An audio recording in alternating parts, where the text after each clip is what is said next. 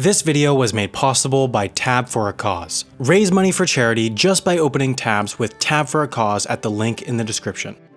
Her Majesty Elizabeth II, Queen of the United Kingdom, Canada, Australia, New Zealand, Jamaica, Barbados, the Bahamas, Grenada, Papua New Guinea, the Solomon Islands, Tuvalu, St. Lucia, St. Vincent and the Grenadines, Belize, Antigua and Barbuda, and St. Kitts and Nevis will die.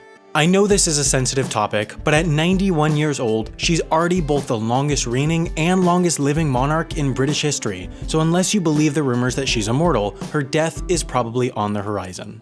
A certain level of preparation makes sense, as her passing will be one of the most influential deaths of this century, with an economic impact of billions of dollars.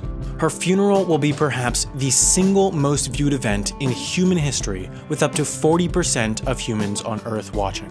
65 years ago, the death of King George VI was communicated over the phone to high-level officials with the code phrase Hyde Park Corner.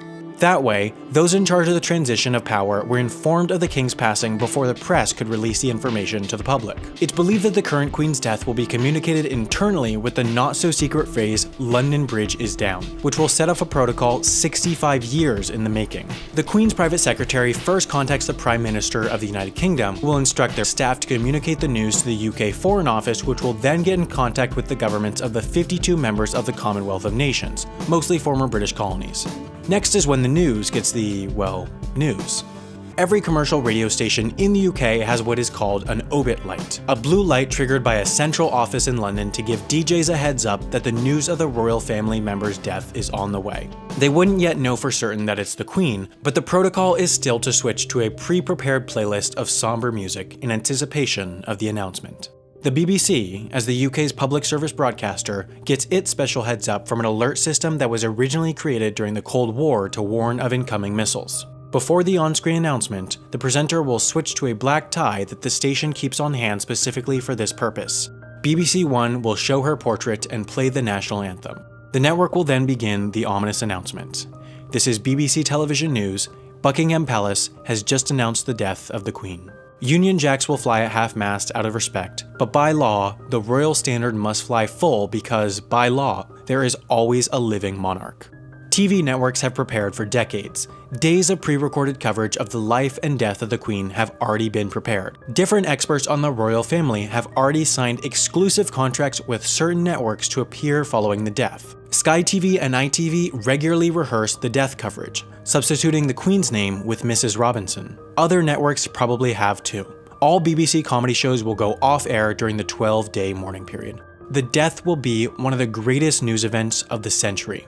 Airline pilots will announce the news to their passengers, London will nearly shut down, and an emergency meeting of Parliament will be called. So how much will the Queen's death cost? Under British law, the funeral for a reigning monarch is paid for entirely by the state. While we haven't seen a funeral for a reigning monarch in over 50 years, Princess Diana's funeral, viewed by over 2.5 billion people worldwide, had a direct cost of about $10 million, and that's just funeral expenses. The Bank of England has over 3.6 billion individual banknotes in circulation, each of which displays the image of the Queen. Each note costs about 5 cents to produce, so reminting the entire currency stock would cost close to $200 million.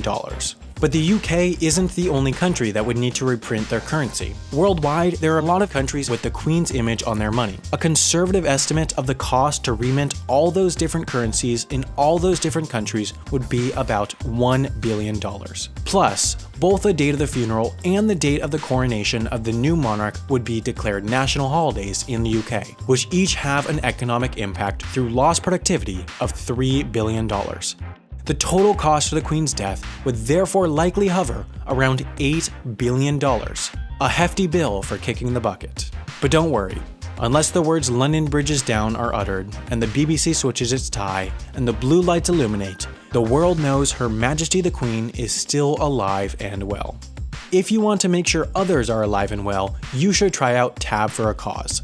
Tab for a Cause is a browser extension that displays ads every time you open a new tab, except the money raised from those ads goes to different charities that you choose. The average user generates about $5 per month towards charity, which isn't nothing. That's $60 per year, which, with water.org, is enough to give safe water and sanitation to one family. Just by having this browser extension, which costs you nothing, you can change a family's life once per year, which is crazy.